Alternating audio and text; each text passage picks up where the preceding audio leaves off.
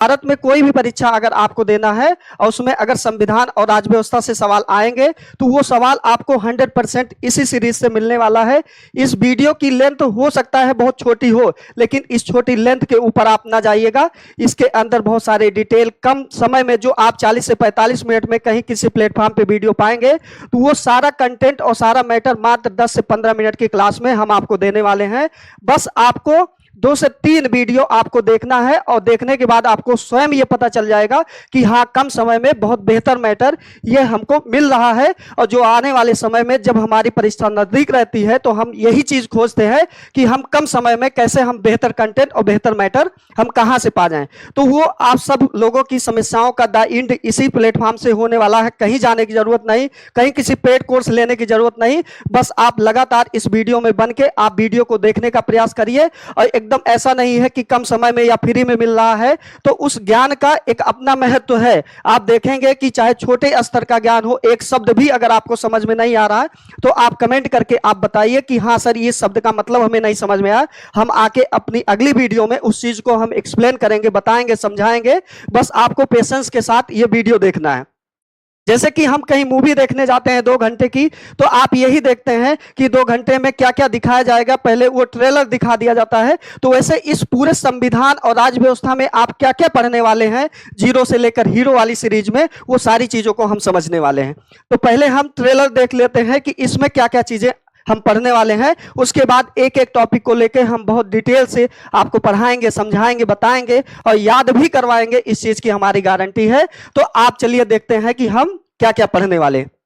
पहले हम पढ़ेंगे पहले टॉपिक में संविधान और राज्य व्यवस्था में समानता और अंतर क्या है।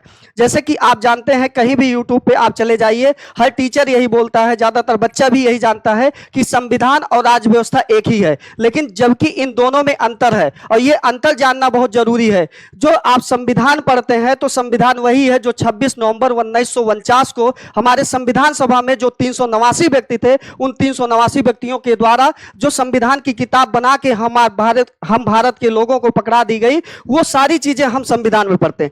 लेकिन आप देखते हैं आजादी के बाद से अभी तक बहुत सारी चीजें हमारे संविधान में जोड़ी गई। तो जो चीजें जोड़ी गई वो हमारी है राज्य व्यवस्था के अंतर्गत, और जो जोड़ने का काम करता है वो संसद करता है। या कभी कभार आप देखते हैं तमाम केस की वगैरह से सुप्रीम कोर्ट भी संविधान में कई संशोधन, कई सारी चीजों को हटाने और जोड़ने का काम करता है। ये सारी चीजें हम पढ़ेंगे पहले टॉपिक में, संविधान और राज्य व्यवस्था में। ये अभी केवल ट्रेलर है, इसके अंदर में बहुत सारे एग्जाम्पल देके आपको बताएंगे कि ये सुप्रीम कोर्ट देखिए यहाँ पे क्या कर रहा है, या संसद आके नई नई सारी चीजें जोड़ रहा है। जैसे कि आपको एक छोटा सा एग्जाम्पल देना चाहेंगे, तब आप हमारी गहराई को समझ पाएंगे। जब आर्टिकल 17 केवल इतना लिखा था, संविधान निर्माता ने संविधान में लिख के चले गए कि आर्टिकल 17 केवल छुआछूत की बात करता है, छुआछूत के अंत की बात करता है। लेकिन आप जानते हैं कि आजादी के बाद जब हमारा संविधान लागू हुआ तो देश में जगह जगह पर, बहुत जगह पर आप देखते हैं छुआछूत के वारदात या छुआछूत जैसी समस्याएं हमारे देश में उत्पन्न हो रही थी। तो संसद आके क्या करता है, 1955 में एक कानून बनाता है जिसको हम अस्पृश्यता निवारण अधिनियम 1955 के नाम से जानते हैं। फिर से लेकिन वो वारदात कम नहीं हो रही थी, तो उसको फिर संशोधन करके क्या करता है, नागरिक अधिकार संरक्षण अधिनियम 1976 कर देता है।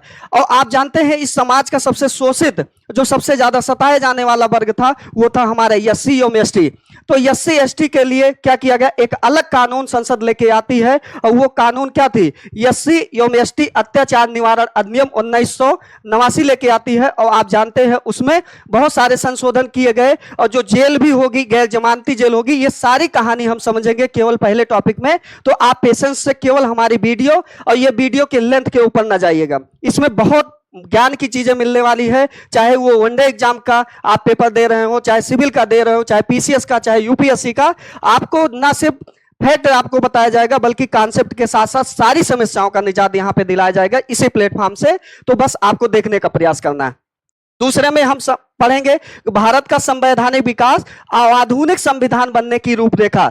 आप अक्सर यूट्यूबर को आप देखते हैं तो केवल यही इतना पढ़ाते हैं कि आधुनिक भारत के संवैधानिक विकास, जो आपको 1773 से आपको पढ़ाया जाता है रेगुलेटिंग एक्ट के माध्यम से। हम वहां से नहीं, हम यहां से शुरू करेंगे। आधुनिक संविधान बनने की रूपरेखा कहां से तैयार हो गई थी? तो आप जानते हैं एक व्यक्ति आता है वास्को डी गामा, जो 1498 में आता है। अगर वो व्यक्ति ना आता तो क्या हमारे आधुनिक संविधान या आधुनिक भारत का निर्माण हो पाता? कभी नहीं हो पाता, क्योंकि उसको देख के बहुत सारी कंपनियां धीरे धीरे आना स्टार्ट होती हैं। तो पहले वास्को डी गामा आता है, फिर डच आता है, फिर अंग्रेज आते हैं, फिर डेनिश आते हैं, फिर फ्रांसीसी आते हैं। और आप देखते हैं इन सारे लोगों के बीच संघर्ष होता है। वो संघर्षों से बहुत सारे सवाल हमारी परीक्षा में पूछा जाता है। तो आपको इस टॉपिक के अंतर्गत आप ये जान लीजिए कि 1498 से लेकर 1498 से लेकर इस टॉपिक के अंतर्गत 1498 से लेकर आपको 1950 तक की सारी घटनाएं, उससे पहले की सारी घटनाएं आपको पता चलेंगी। और ये घटनाओं से बहुत सारे सवाल पूछे जाते हैं, जैसे बेदरा का युद्ध कब हुआ, पानीपत का युद्ध हुआ, जब वास्को डी गामा आया तो उत्तर भारत में किसका शासन चल रहा था, लोधी वंश का शासन चल रहा था, लोधी वंश में किसका शासन था, बंगाल में किसका शासन था, दक्षिण भारत में किसका, बहुत सारे सवाल यहां से पूछे जाते हैं। तो ये सारी चीजें केवल इस टॉपिक से मिलने वाला है। उसके बाद भारत के संवैधानिक विकास हम आपको अलग तरीके से पढ़ाएंगे, ये अलग तरीके से देखा जाएगा। उसके बाद अगला टॉपिक हम संविधान सभा पढ़ेंगे। वही संविधान सभा जिसके माध्यम से आप देखते हैं 389 व्यक्ति मिलकर क्या करते हैं, एक संविधान बनाते हैं, एक संविधान सभा बनाते हैं, और उन्हीं के द्वारा हमारा आधुनिक संविधान बनाया जाता है। वो बात अलग है कि 90 सीट अलग होकर एक पाकिस्तान देश बनता है, बाकी 299 जो सीटें हैं वो सारे लोग मिलकर हमारा एक आधुनिक संविधान बना के हमको देते हैं। और संविधान सभा में बहुत सारी चीजें, संविधान सभा की ऐतिहासिक पृष्ठभूमि से सवाल पूछा जाता है, संविधान सभा की आधुनिक पृष्ठभूमि से सवाल पूछा जाता है, कैबिनेट प्लान क्या है ये चीज जाना, इससे भी सवाल पूछा जाता है। क्योंकि जो आधुनिक संविधान हमारा बना है वो बना है किससे? कैबिनेट प्लान से बना है। तो कैबिनेट प्लान के कौन अध्यक्ष थे ये भी जानेंगे, लेकिन अभी से सारी डिटेलिंग करेंगे तो शायद वीडियो और जो हम आपको समझाना चाहते हैं वो समझा नहीं सकते। तो केवल आपको क्या क्या पढ़ना ये चीज जानते हैं, बाकी आप ज्ञान पे और किसी चीज पे आप डाउट ना करिए। सारी चीजें यहां पे आपको मिलने वाली बहुत बेहतरीन तरीके से, तो केवल देखने का प्रयास करिए। संविधान सभा में हम मोटा मोटी और क्या पढ़ने वाले, संविधान सभा में महिलाओं की भूमिका क्या थी, संविधान सभा के अन्य महत्वपूर्ण तथ्य क्या थे, वो सारी चीजें हम देखने वाले। उसके बाद उद्देशिका पढ़ते हैं। उद्देशिका में आप जानते हैं जिसको हम प्रस्तावना के रूप में जानते हैं, प्रियम्बल के रूप में जानते हैं, तो हम यहाँ पर उद्देशिका को भी पढ़ेंगे। उद्देशिका का स्रोत क्या है, उद्देशिका का स्वरूप क्या है, उद्देशिका का उद्देश्य क्या है, ये सारी चीजें हम एक एक शब्दावली को जानने का प्रयास करेंगे कि सत्ता का स्रोत क्या है, हम भारत के लोग जहां से हमारी उद्देशिका या प्रस्तावना शुरू होती है, संपूर्ण प्रभुत्व संपन्न क्या है, समाजवादी क्या है, पंथ निरपेक्ष क्या है, लोकतंत्रात्मक गणराज्य किसे कहते हैं, गणराज्य और राजतंत्र में अंतर क्या है, ये सारी शब्दावली को हम जानने वाले हैं। और उद्देशिका में 3 प्रकार के न्याय, 5 प्रकार की स्वतंत्रता की बात की गई है और 2 प्रकार की समता की बात की गई। इस न सिर्फ हम समता को जानेंगे बल्कि इसके अंदर की सारी चीजों को, सारी भावनाओं को जानेंगे, क्योंकि ये एक ऐसा विषय पढ़ रहे हैं जो हमारे आम जीवन में क्या है, इसका बहुत बड़ा महत्व है। हम ये जान ही नहीं पाते हैं कि हमारे साथ क्या न्याय हो रहा है, हमारा अधिकार क्या है, स्वतंत्रता क्या है, समानता क्या है, बंधुत्व क्या है, भाईचारा क्या है, ये सारी चीजें हम उद्देशिका को पढ़ने के बाद पता करेंगे। उसके बाद संघ एवं राज क्षेत्र के बारे में जानने का प्रयास करेंगे कि संघ एवं राज क्षेत्र क्या है। तो संघ एवं राज क्षेत्र आप जानते हैं कि जब हमारे भारत से अंग्रेज जा रहे थे तो उस समय हमारे भारत में राज्यों की श्रेणी बनाई गई थी, राज्यों की 4 श्रेणियां बनाई गई थी। उसके बाद आप देखते हैं कि समय समय पर बहुत सारी समितियां गठित होती हैं, एसके धर समिति, जेबीबी समिति। उसके बाद आप देखते हैं फजल अली आयोग समिति गठित होती है। उसके बाद आपका जो लेटेस्ट वाला, लास्ट वाला जो 29वां राज्य तेलंगाना बनता है। अभी हाल फिलहाल में 2019 में क्या हुआ, जम्मू कश्मीर को क्या कर दिया गया, 2 हिस्सों में बांट के 2 यूनियन टेरिटरी में बना दिया गया। और 2 जनवरी 2020 में आप देखते हैं दो यूटी को मिला के एक कर दिया जाता है, दादरा एवं नागर हवेली एवं दमन दीव को मिला के एक कर दिया जाता है। तो ये सारी प्रक्रिया हम कहां पे पढ़ने वाले हैं, ये संघ एवं उसके राज्य क्षेत्र में पढ़ने वाले। और आप ये भी जानते हैं कि 14 राज्य और 6 यूनियन टेरिटरी उस समय स्वीकार किया जाता है 1956 में। उसके बाद फिर आप देखते हैं वर्तमान स्थिति में 28 राज्य और 8 यूनियन टेरिटरियां हैं, वो कब कब कैसे बनी, कब कहां किस तरीके से जुड़ी, इससे बहुत सवाल पूछे जाते हैं आपके विभिन्न परीक्षाओं में, तो वो सारी चीजें हम देखने वाले हैं। उसके बाद हम नागरिकता पढ़ने वाले हैं और नागरिकता में ये जानने वाले हैं कि नागरिकता को कैसे अर्जित किया जा सकता है, नागरिकता कौन से भाग में आता है, तो जैसे आपको पता है भाग 2 में आता है। और उसके बाद नागरिकता का अर्जन का स्वरूप क्या है, कैसे इसको त्याग कर सकते हैं। उसके बाद नागरिकता अधिनियम कब आता है, 1955 में। ये सारी चीजें बहुत अच्छे से हम देखने वाले हैं और लेटेस्ट जो इसका संशोधन हुआ वो 2019 में। ये सारी चीजें ना सिर्फ हम ट्रेडिशनल चीजों को देखेंगे बल्कि परंपरागत चीजें जो समय समय पर जुड़ी हैं वो सारी चीजों को हम देखने वाले हैं, तो ये सारी चीजें भी हम जानेंगे। उसके बाद हम मूल अधिकार को, आप कोई भी चैप्टर पढ़ेंगे तो इनमें से सबसे ज्यादा फेमस और सबसे ज्यादा जरूरी आम लोगों के लिए क्या है, आपका मूल अधिकार है। और मूल अधिकार में जैसे कि आप देखते हैं कि मूल संविधान में 7 प्रकार के मूल अधिकार थे, जबकि आज वर्तमान में आप देखते हैं तो 6 प्रकार के मूल अधिकार हैं। वो 6 प्रकार कौन है, उसके बाद कौन सा एक हटाया गया, जो आप जानते हैं संपत्ति का अधिकार हटाया गया। ये सारी चीजें हम जानने वाले हैं और कौन कौन से अधिकार हैं, कैसे कहां पे उनका उपयोग किया जाएगा, ये सारी चीजें जानेंगे तो आप एक अच्छे और सभ्य मानव बनेंगे और इस समाज को भी एक सभ्य मानव बनाने का प्रयास करेंगे। और साथ ही साथ आप ये भी जानेंगे कि इससे हमारे परीक्षा में, विभिन्न परीक्षाओं में खूब सवाल भर भर के पूछे जाते हैं, कभी अनुच्छेद से, कभी स्वतंत्रता से, कभी समानता से, कभी धार्मिक चीजों से, कभी संवैधानिक विचारों से सवाल पूछा जाता है। कौन से आर्टिकल में है, तो आर्टिकल 32 में, जिसे डॉक्टर भीमराव अंबेडकर ने संविधान की आत्मा के रूप में कहा। तो अभी केवल हम ये सारी चीजें बता रहे हैं, जब इसकी डिटेलिंग देखेंगे तो हम बहुत बेहतरीन तरीके से आपको समझाएंगे, न सिर्फ फैक्ट रटाएंगे बल्कि आपको कॉन्सेप्ट भी सिखाएंगे कि हाँ आप देखिए कि संविधान इस तरीके से भी पढ़ा जा सकता है और बहुत छोटे वीडियो में, ताकि आपको उबन ना हो। आप कभी भी कहीं भी जा रहे हैं, 10-15 मिनट का आपका समय है, तो आप कोई वीडियो क्लिक करके आप उसको देख सकते हैं और आप ज्ञान भी बढ़ा रहे हैं, आप अपनी परीक्षा की भी तैयारी कर रहे हैं और समाज में कैसे आपको उठना बैठना है, ये सारी चीजें भी सीखते हैं। उसके बाद राज्य के नीति निर्देशक तत्व के बारे में हम पढ़ेंगे कि संविधान सभा के द्वारा या संविधान निर्माता में जो लोग बैठे थे उनका उद्देश्य क्या था, कि आने वाले समय में, अभी हम आजाद हुए हैं, जब हम धीरे धीरे हमारे देश की स्थिति ठीक ठाक होगी तो राज्य के नीति निर्देशक तत्व में लिखे गई सारी चीजें हम समय समय पर अपने भारतवासियों को देने का काम करेंगे। तो वो सारे विषय वस्तु कहां डाल दिए गए, वो राज्य के नीति निर्देशक तत्व में। कई बार सवाल पूछा गया है, क्या डीपीएसपी सुप्रीम कोर्ट के द्वारा परिवर्तनीय है, अपरिवर्तनीय है, ये सारा मुद्दा हम देखेंगे जब डीपीएसपी आपके पढ़ेंगे, राज्य के नीति निर्देशक तत्व के बारे में पढ़ेंगे। उसके बाद और क्या क्या पढ़ने वाले हैं, मूल कर्तव्य के बारे में। जैसे कि आपको पता है कि हमारा जब संविधान, मूल संविधान बना तो कई बार पूछा गया है कि निम्नलिखित में से कौन सा एक मूल संविधान का हिस्सा है और कौन सा एक मूल संविधान का हिस्सा नहीं है। तो जैसे कि आप देख रहे हैं जो हमारा मूल कर्तव्य है, जो 42वां संविधान संशोधन 1976 के द्वारा क्या किया गया, इसको एडॉप्ट किया गया और कहां से, यूएसएसआर यानी सोवियत संघ से इसको क्या किया गया, एब्जॉर्ब किया गया या लिया गया 1976 में।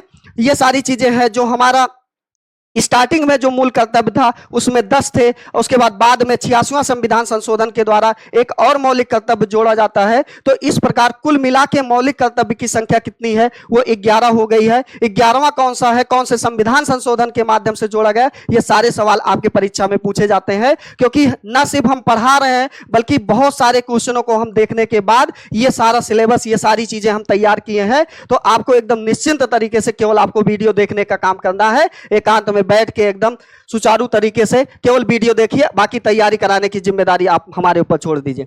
फिर आप भाग 5 देखते हैं तो भाग 5 में संघ सरकार, और संघ सरकार में आप कार्यपालिका को पढ़ते हैं, उसके बाद आप राष्ट्रपति को पढ़ते हैं, उपराष्ट्रपति के बारे में पढ़ते हैं, पीएम के बारे में पढ़ते हैं, मंत्रिपरिषद के बारे में पढ़ते हैं। महान्यायवादी से सवाल कई बार पूछा जाता है कि सीधे सीधे सवाल पूछ लिया जाता है महान्यायवादी का उल्लेख कौन से आर्टिकल के तहत है या कौन से भाग में इनका उल्लेख है। आर्टिकल लगभग लोग बता देते हैं, लेकिन अगर भाग की बात आती है तो भाग में कंफ्यूज हो जाते हैं। तो ये सारी चीजें आप जब भाग 5 पढ़ेंगे हमारे माध्यम से, तो आप ये ना सिर्फ जान पाएंगे कि आर्टिकल में किस आर्टिकल में उल्लेख है, और साथ ही साथ ये भी जान जाएंगे कि किस भाग में इसका उल्लेख है। और अगले में हम संसद पढ़ेंगे, और संसद में लोकसभा, राज्यसभा से खूब सवाल पूछे जाते हैं कि लोकसभा का गठन कौन से आर्टिकल के तहत होता है, ये सारी चीजें। राज्यसभा कौन सा एक अस्थाई सदन है, ये सारी चीजें हम पढ़ने वाले हैं, किसमें, संसद में पढ़ने वाले।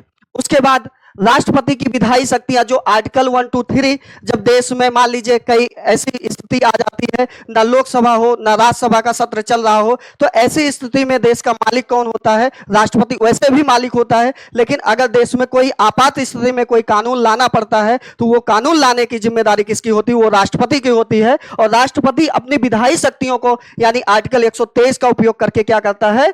वो विधायी शक्तियों का उपयोग करके देश में एक कानून लेके आता है। जब अगला सत्र बैठता है तो देखता है कि क्या ये कानून की जरूरत है। अगर जरूरत रहती है तो फिर लोकसभा और राज्यसभा संसद के माध्यम से और राष्ट्रपति की लास्ट सिग्नेचर होने के बाद इसको हमारे देश का कानून मान लिया जाता है। ये सारी व्यवस्थाएं हम पढ़ने वाले हैं इसी के तहत। उसके बाद संघ की न्यायपालिका के बारे में पढ़ते हैं। ये दो आर्टिकल बहुत पूछे जाते हैं, आर्टिकल 124, आर्टिकल 143। कई बार पूछा जाता है कि सीधे सीधे राष्ट्रपति सुप्रीम कोर्ट से कोई भी चीज पर कैसे राय सलाह ले सकता है, किस आर्टिकल के माध्यम से ले सकता है। तो ये सारी चीजें आपकी जबान पे होना चाहिए। अभी केवल आपको सिलेबस बताने का प्रयास कर रहे हैं, तो बहुत सारी चीजें वैसे भी हम आपको याद करवा दे रहे हैं कि ताकि आपको ये पता चले कि हाँ, अगर हम 10-15 मिनट अपना समय खर्च किए हैं तो हम यहां से कुछ लेके गए हैं, कुछ याद करके गए। तो आर्टिकल 143 के तहत क्या करता है? राष्ट्रपति सुप्रीम कोर्ट से कोई भी चीज पर वो राय सलाह मांग सकता है सुप्रीम कोर्ट से। उसके बाद आप कैग के बारे में पढ़ते हैं, यानी नियंत्रक एवं महालेखा परीक्षक। बहुत बार सवाल पूछा गया है लेकिन लोगों को कंफ्यूजन रहता है। तो आप ये जानिए कि आर्टिकल 148 के तहत हम नियंत्रक एवं महालेखा परीक्षक के बारे में बात करते हैं। और ये सारी चीजें जो आप पढ़ रहे हैं यहां से संघ सरकार से, ये सारी चीजों का उल्लेख किस आर्टिकल के किस भाग के तहत? तो भाग 5 में ये सारी चीजें हम पढ़ने वाले हैं। और कई बार सवाल पूछा जाता है तो आर्टिकल याद रहता तो भाग नहीं याद रहता, भाग याद रहता तो आर्टिकल नहीं याद रहता। तो वो सारी चीजें जोड़ के बहुत सिस्टमेटिक तरीके से आपको बताने वाले हैं, समझाने वाले हैं, सारा मैटर आपको देंगे। तो आप निश्चिंत से केवल आप वीडियो देखने का काम करिए। अगला फिर हम भाग 6 के बारे में पढ़ते हैं। और भाग 6 में हम राज्य सरकार के बारे में पढ़ते हैं। राज्य सरकार में जैसे मुख्यमंत्री का काम क्या है, मुख्यमंत्री की नियुक्ति कौन करता है, उसके बाद राज्यपाल का काम क्या है। राज्यपाल क्या एक अस्थायी व्यक्ति होता है कि वो कभी भी राष्ट्रपति के द्वारा बुला लिया जाता है। ये सारी चीजें हम पढ़ने वाले हैं भाग 6 के अंतर्गत। उसके बाद हम हाई कोर्ट को पढ़ते हैं। जैसे केंद्र में हम सुप्रीम कोर्ट और राज्य में हम क्या पढ़ते हैं? हाई कोर्ट के बारे में पढ़ते हैं। वर्तमान में कितने हाई कोर्ट हैं, ये सारी चीजें हम जानते हैं, देखने का प्रयास करेंगे। क्या एक उच्च न्यायालय या हाई कोर्ट केवल एक राज्य के लिए काम करता है, कई सारे राज्यों के? यानी कि सिर्फ हम फैक्ट नहीं जानेंगे, हम फैक्ट के साथ साथ कॉन्सेप्ट को भी जानेंगे और उसको अपने आम जीवन में ढाल के उसको हम देखने का प्रयास करेंगे कि क्या ऐसा कोई हाई कोर्ट है जो दो राज्यों के बीच क्या करता है, वो नियम कानून सुनने का या बताने का काम करता है। ये सारी चीजें समझेंगे। उसके बाद हम राज्य मंत्रिपरिषद, न्यूनतम संख्या 12, अधिकतम 75, 91वां कॉन्स्टिट्यूशन अमेंडमेंट 2003, ये सारी चीजें क्या है? कई बार सवाल पूछा गया है कि वो कौन सा संविधान संशोधन है जो राज्य में या देश में मंत्रिपरिषद में जो मंत्रियों की संख्या है उस संख्या को निर्धारित करने का काम करता है। तो आप ये जानिए कि किसी भी राज्य में, कोई भी राज्य में है, कितने भी मतलब लोग हैं, यानी कितने भी एमएलए हैं, लेकिन उनमें मंत्रियों की एक न्यूनतम संख्या निर्धारित की गई। और यह संख्या हमसे बार बार हमारी परीक्षा में पूछा जाता है। तो न्यूनतम संख्या कितनी है? न्यूनतम संख्या 12 है और अधिकतम संख्या कितनी है? 75 है। किसी राज्य में कितने एमएलए हैं इससे कोई मतलब नहीं, लेकिन एक राज्य को चलाने के लिए न्यूनतम मंत्रियों की संख्या कितनी है? वो न्यूनतम मंत्रियों की संख्या 12 है। और ये कौन सा संविधान संशोधन के द्वारा एडॉप्ट किया गया? तो 91वां संविधान संशोधन 2003 में आया, जो ये बताता है कि हमारे संविधान में टोटल 75% क्या हो सकता है कि लोग मंत्री बन सकते हैं। और अगर संख्या में बात करें तो 75 अधिकतम हो सकते हैं और न्यूनतम कितने हो सकते हैं? 12। ये कौन सा संविधान संशोधन था? तो 91वां संविधान संशोधन जो 2003 में आता है। ये सारी चीजें हम पढ़ने वाले। उसके बाद हम स्थानीय स्वशासन के बारे में पढ़ते हैं। भाग 9 हमारा स्थानीय स्वशासन के बारे में बात करता है। भाग 9A जो बात करता है वो भाग 9 बात करता है नगर पालिका के बारे में। 9 जो बात करता है वो सहकारी समितियों के बारे में करता है, जो 97वां संविधान संशोधन 2011 के माध्यम से अडॉप्ट किया गया। कौन कौन सी सारी चीजें अडॉप्ट की गई, ये सारी चीजें हम पढ़ने वाले हैं। उसके बाद फिर हम देखने वाले हैं भाग 11 में केंद्र राज्य संबंध के बारे में बात करेंगे। उसके बाद केंद्र राज्य संबंध में दो संबंध होते हैं, एक आपके विधायी संबंध और एक आपके प्रशासनिक संबंध। लेकिन भाग 11 और 12 दोनों केंद्र राज्य संबंध के बारे में बात करता है। अक्सर लोग गलत कर देते हैं। तो भाग 11 में एकदम स्पष्ट आप ये जान लीजिए वो विधायी और प्रशासनिक संबंध के बारे में बात करता है, जबकि भाग 12 जो है वो बात करता है हमारे केंद्र राज्य के वित्तीय संबंध के बारे में बात करता है। और कई बार यह सवाल पूछा है कि जो आर्टिकल 280 है जो राष्ट्रीय वित्तीय आयोग के गठन के बारे में बात करता है वो कौन से भाग के अंतर्गत इसका उल्लेख है, तो आपको हमेशा याद रखना है वो भाग 12 के तहत आता है। जो आपको आर्टिकल 280 में या ये हम डाल भी दिए हैं कि आप सिलेबस भी बता रहे हैं, तभी आपको दो चार चीजें ऐसी हैं जो आपको रट जाएंगी और जहां से सवाल बार बार पूछा जाता है। उसके बाद हम देखते हैं कि भाग 13 के बारे में पढ़ने वाले हैं और भाग 13 में व्यापार वाणिज्य के बारे में बात की गई है। और व्यापार वाणिज्य कहां से लिया गया, ऑस्ट्रेलिया से लिया गया है कि कौन से देश से व्यापार करेंगे, कैसे करेंगे, किस तरीके से करेंगे, मुक्त व्यापार समझौता क्या है, ये सारी चीजें हम न सिर्फ संविधान में लिखी गई बातों को जानेंगे बल्कि दुनिया में हो क्या रहा है ये सारी चीजें भी हम जानने का प्रयास करेंगे जब व्यापार वाणिज्य के बारे में पढ़ेंगे। उसके बाद भाग 14 में जो सेवाओं के बारे में बात करता है कि किस भाग में सेवाओं की यानी स्टेट पीसीएस या यूपीएससी आयोग के गठन की बात करता है और किस आर्टिकल के माध्यम से किया जाता है। तो जैसे आपको पता है कि आर्टिकल 315 में स्टेट पीसीएस और यूपीएससी आयोग के गठन के बारे में बात करता है, जो भाग 14 में कई बार सवाल यहां से पूछा गया। और भाग 15 खूब भर भर के सवाल आते हैं। भाग 15 कौन सा भाग है जो निर्वाचन के बारे में, भारतीय निर्वाचन के बारे में बात करता है, तो आप बताइए भाग 15 में किया गया है। और उसके बाद न सिर्फ हम भाग 15 को पढ़ेंगे, राष्ट्रीय निर्वाचन आयोग का पूरी डिटेल पढ़ेंगे और कौन इसके अध्यक्ष थे, पहले अध्यक्ष कौन थे, ये सारी चीजें पढ़ेंगे। यहां से भी सवाल पूछ लिया जाता है कि भारतीय निर्वाचन आयोग के पहले अध्यक्ष कौन थे, वर्तमान में कौन है और कितने लोग हैं, ये सारी चीजें हम पढ़ने वाले। और कौन से आर्टिकल के तहत इसका गठन किया जाता है, तो आर्टिकल 324 में भारतीय निर्वाचन आयोग के गठन के बारे में बात किया गया है। उसके बाद भाग 17 हम पढ़ते हैं राजभाषा के बारे में। तो आप देखिए जो भाग 17 है इसमें कई बार संशोधन किया गया और सवाल कई बार पूछा गया है कि जब हमारा मूल संविधान था और मूल संविधान में कितने भाषा थे, तो आप बताते हैं 14 भाषा है। क्या वर्तमान में भी 14 है, तो आप बताते हैं नहीं, वर्तमान में टोटल भाषाओं की संख्या कितनी हो गई, 22 हो गई। तो किस प्रकार से जुड़े, कौन से संविधान संशोधन के माध्यम से जोड़े गए, यह भी सवाल कई बार हमारी परीक्षा में पूछा जाता है। तो आपको बताएं कि जो सबसे पहला संविधान संशोधन हुआ वो 21वां संविधान संशोधन 1967 में हुआ, जिसके तहत एक भाषा जोड़ी गई, सिंधी भाषा जोड़ी गई। और उसके बाद फिर 71वां संविधान संशोधन हुआ जिसके माध्यम से 3 भाषा जोड़ी गई, नेपाली, मणिपुरी, कोंकणी जोड़ी गई। उसके बाद फिर एक संविधान संशोधन होता है 92वां संविधान संशोधन। तो इस प्रकार 4 भाषाएं जोड़ी जाती हैं, बोडो, डोगरी, मैथिली, संथाली। तो आप देखिए जब मूल संविधान में था तो 14 भाषाएं थी और 3 संविधान संशोधन के माध्यम से टोटल एक बार में 4 भाषा, एक बार में 3 भाषा, एक बार में 1 भाषा, यानी टोटल भाषाएं भी कितनी जुड़ी है, बाद में यह भी सवाल पूछा है। तो 4 3 7 1 8 भाषाएं जुड़ी है और 14 8 22 इस प्रकार से होता है। आप ये सारी चीजें याद करवा देंगे, बस आपको निश्चिंता से ये हमारी वीडियो प्रॉपर तरीके से आपको देखना है। आप बेहिचक तरीके से आप देखेंगे तो सारी चीजें याद करवा देंगे, इस चीज की फुल गारंटी है। और उसके बाद 96वां संविधान संशोधन क्या है, 9वां संविधान संशोधन क्या है, ये जो राजभाषा से जुड़ा है, कई बार सवाल इससे यहां से पूछ लिया जाता है। लेकिन ये सारी चीजें एक जगह लाके उठा के दे देंगे कि राजभाषा यानी भाषा से संबंधित सारे चीजों को, सारे तथ्यों को एक जगह दे देंगे कि एक पेज उठाएंगे तो अगर भाषा से संबंधित कुछ भी है संविधान में तो वो सारी चीजें एक जगह आपको मिल जाएगी। तो इस तरीके से प्रॉपर मैनर में, प्रॉपर सिस्टमेटिक तरीके से हमको पढ़ना है। उसके बाद भाग 18 में आप राष्ट्रीय आपात के बारे में बात करते हैं। और आप जानते हैं हमारे देश में कई बार सवाल पूछा है और सवाल लगभग लोग गलत पढ़ाते हैं। ये चीज आप जानिए कि जो हमारे आपातकाल का प्रावधान है, वो आपातकाल का प्रावधान कहां से लिया गया, वो हमारे भारत शासन अधिनियम 1935 से लिया गया।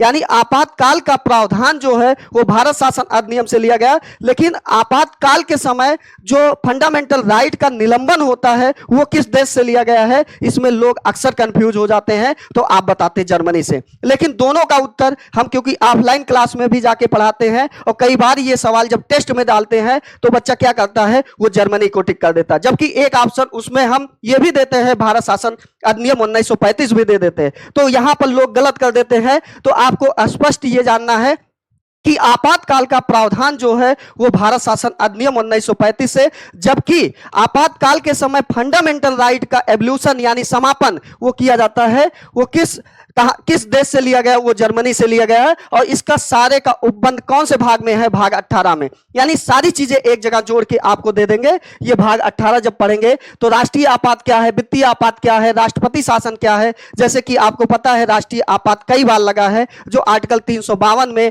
और उसके बाद वित्तीय आपातकाल जो है वो 360 में, जबकि राष्ट्रपति जो है वो 356 में उल्लेख है। इनमें से कौन सा एक आपात है जो अभी तक नहीं लगा है, सवाल ये भी पूछा गया। देखिए कि अब आपका व्यवहार चेक करना चाहता, कितनी चीजें याद करेंगे आप भी एक मानव है, मशीन नहीं है। तो जब सारी चीजें व्यवहार के तरीके, आप देखिए, दिमाग लगाइए कि अभी तक हमारे देश में वित्तीय आपातकाल नहीं लगा था, लगने वाला था 1991 में, लेकिन हमारे देश के 4 महान व्यक्तियों के द्वारा इसको बचा लिया जाता है। उस समय के जो देश के राष्ट्रपति थे और प्रधानमंत्री थे, आरबीआई गवर्नर थे या वित्त मंत्री थे, इन 4 व्यक्तियों के सहयोग से 1991 में लगने वाला वित्तीय आपातकाल को हम लोग बचा देते हैं। तो ये सारी चीजें जो है ये हम पढ़ेंगे भाग 18 में। उसके बाद भाग 20 में हम क्या पढ़ने वाले हैं, संविधान संशोधन। यानी कि जो संविधान संशोधन आप देखते हैं 106 संविधान संशोधन हो गए, ये किस माध्यम से जुड़ेंगे, कौन सा तरीका है। एक साधारण बहुमत है, एक विशेष बहुमत है, और एक विशेष बहुमत प्लस आधे से अधिक राज्यों की जब अनुमति होती है तो बहुत सारी चीजें हमारे संविधान में जुड़ती हैं। ये प्रावधान, ये सारी चीजें हम पढ़ेंगे आर्टिकल 368 के तहत। और ये कई बार पूछा है संविधान संशोधन किस भाग में है, तो आप बताते हैं भाग 20 में। उसके बाद हम लोकपाल लोकायुक्त के बारे में, जो एक्ट 2013 के माध्यम से जोड़ा गया। आप जानते हैं लोकपाल जो केंद्र स्तर में कोई भी अधिकारी है उसकी जांच, अगर वो भ्रष्टाचार में संलिप्त है या कोई संगठन की जांच कौन करता है, लोकपाल करता है। जबकि राज्य स्तर पे कौन होता है, लोकायुक्त अधिकारी नियुक्त किया जाता है। उसके बाद हम कई सारी संवैधानिक संस्थाएं पढ़ते हैं। आप जानते हैं कि संवैधानिक संस्था वो संस्था होती है जो किसी आर्टिकल के माध्यम से बनती है, जैसे आर्टिकल 280, आर्टिकल 324, आर्टिकल 315, ये सब संवैधानिक संस्था है। और सांविधिक संस्था क्या है, जो हमारे संसद या किसी राज्य विधानमंडल के द्वारा बनाई जाती है, जैसे राष्ट्रीय महिला आयोग हो गया, राष्ट्रीय अल्पसंख्यक आयोग हो गया, राष्ट्रीय मानवाधिकार हो गया, राज्य मानवाधिकार हो गया। तो ये सारी चीजें हम सांविधिक संस्था में पढ़ने वाले हैं, बहुत अच्छे से, बहुत बेहतरीन तरीके से पढ़ने वाले। उसके बाद लोकसभा अध्यक्षों की सूची हम पढ़ने वाले हैं कि वर्तमान में कौन है। जैसे कि आप जानते हैं ओम बिरला हैं, प्रथम कौन थे, जीबी मौलंकर थे। जब आपको संविधान सभा पढ़ाएंगे तो जब हमारे विधायिका बनती थी तो विधायिका बनाने के समय जो अध्यक्ष होते थे यही जीबी मौलंकर, जो आने वाले समय में लोकसभा के पहले अध्यक्ष भी बन जाते हैं। उसके बाद जनजातीय कौन है, पीएस अमंगा है। तो इस तरीके से सारी चीजों को हम पढ़ने वाले हैं। आगे क्या पढ़ने वाले हैं, अनुसूची पढ़ने वाले हैं। जैसे कि आपको पता है कि मूल संविधान में अनुसूचियों की संख्या कितनी थी, 8 थी। और आप ये जानते हैं कि जो अनुसूचियां हैं वो संविधान में सबसे बाद में लाई गई। अनुसूचियों का क्या महत्व है, ये सारी चीजें आपको पढ़ाने वाले हैं। अनुसूचियां क्या थी कि कोई भी भाग, कोई भी आर्टिकल को अगर एक्सप्लेन करना है, बताना है, उसके बारे में व्याख्या करना है, तो इसके लिए अनुसूचियां लाई गई। और उसके बाद आप देखते हैं महत्वपूर्ण अनुच्छेद आप पढ़ने वाले हैं कि आप देखते हैं 395 अनुच्छेद हैं, और जबकि वर्तमान में कितने हैं, 470 के आसपास हैं। क्या कहीं आपको 417वां या 396वां आर्टिकल दिखता है, नहीं दिखता है। तो ये सब आर्टिकल कैसे कह देते हैं कि 470 आर्टिकल है। तो आपको ये बेहतरीन तरीके से समझ में आना चाहिए कि कहीं भी कोई चीज अगर क्लाज में नहीं लिखा है तो वो एक स्वतंत्र आर्टिकल है, अगर वो क्लाज में लिख दिया जाता है तो वो एक स्वतंत्र आर्टिकल नहीं। जैसे 21A हो गया, 51A हो गया, 39A हो गया, ये सारी चीजें ऐसे जुड़ के 470 के आसपास आर्टिकल की संख्या हो गई। इस आधार पे आपकी परीक्षा में सवाल पूछा गया है। अभी लेटेस्ट में जो आप देखते हैं कई सारी परीक्षाओं में है, इसमें ये ऑप्शन दिया जाता है, लगभग के आसपास ऑप्शन दे दिया जाता है। तो 470 के आसपास का जो ऑप्शन है वही आपको टिक करना है। उसके बाद आप प्रावधान और स्रोत के बारे में पढ़ते हैं। प्रावधान स्रोत का क्या मतलब है, इसको संविधान में किस दृष्टि से आप देखते हैं। तो जैसे कि आपको पता है कि जब हमारे संविधान बनने की बात हो रही थी तो डॉक्टर भीमराव अंबेडकर के द्वारा 60 देशों का संविधान एनालाइज किया गया, पढ़ा गया, मनन किया गया, मंथन किया गया। उसके बाद उन 60 देशों में 10 देशों के प्रावधान, और उसके बाद भारत के संवैधानिक विकास से कुछ हिस्सा, उसके बाद भारत में जो 299 लोग थे संविधान सभा के, उनकी जो बुद्धि विवेक थी, वो सारे बुद्धि विवेक से जो सारी चीजें एब्जॉर्ब की जाती है वो हम पढ़ते हैं प्रावधान एवं स्रोत से। जो आप देखते हैं 10 देश से और उसके बाद भारत के संवैधानिक विकास से कई सारे प्रावधान और स्रोत लिए गए हैं। तो इस प्रकार से केवल सिलेबस के माध्यम से आपको इतनी सारी चीजें जानकारी मिली। तो सोचो कि आपको आने वाले समय में जब एक एक पार्ट को पढ़ाएंगे तो उस पार्ट से पूछा जाने वाला सवाल, चाहे वो वनडे का हो, चाहे वो पीसीएस का हो, चाहे वो यूपीएससी का हो, या आने वाले समय में अगर इस सब्जेक्ट से आप नेट देना चाहते हैं, जीआरएफ देना चाहते हैं, अगर ये भाग आप मेरे माध्यम से पढ़ लिए तो आपको ये सवाल कहीं भी आपसे हटने वाला नहीं है। आपसे वो सवाल जरूर डील हो जाएगा, चाहे वो आपके बुद्धि विवेक से, चाहे आपकी हम जो कहानी बताएंगे उस कहानी से डील होगा, लेकिन डील जरूर होगा। बस आपको इत्मीनान से ये हमारी वीडियो आपको बहुत अच्छे से देखना है, केवल लेंथ के ऊपर ना जाइए कि 15 मिनट में ये क्या बता देंगे। हम एक एक शब्द के बारे में 15-15 मिनट की वीडियो बना सकते हैं। बस आने वाले समय में आप जुड़ के केवल देखने का प्रयास करिए। अगर ये सीरीज आपको अच्छी लगी तो आप कमेंट में आप बता सकते हैं हमारी कमियों को, अच्छाइयों को। आपका कमेंट ही हमको उत्साह देता है कि ताकि हम आने वाले समय में जो भी शब्द, जो भी शब्दावली, जो भी टॉपिक आपको नहीं समझ में आ रहा, उसका अलग एक वीडियो हम बना सकते हैं। इसका आपको कुछ लिखना भी नहीं है, ये भी जिंदगी में आपके जीवन को आसान कर देते हैं। ये आपके मतलब जब आप डिस्क्रिप्शन में जाएंगे तो इसके लिंक, टेलीग्राम चैनल पे आप जाएंगे तो इसका पीडीएफ भी मिल जाएगा। जब ये आपके पास वीडियो होगी तो मैं ये गारंटी लेता हूं इसका पीडीएफ आपके पास जरूर होगा। ये केवल आपकी जिंदगी को आसान बनाने के लिए इतना सारा प्रयास कर रहे हैं।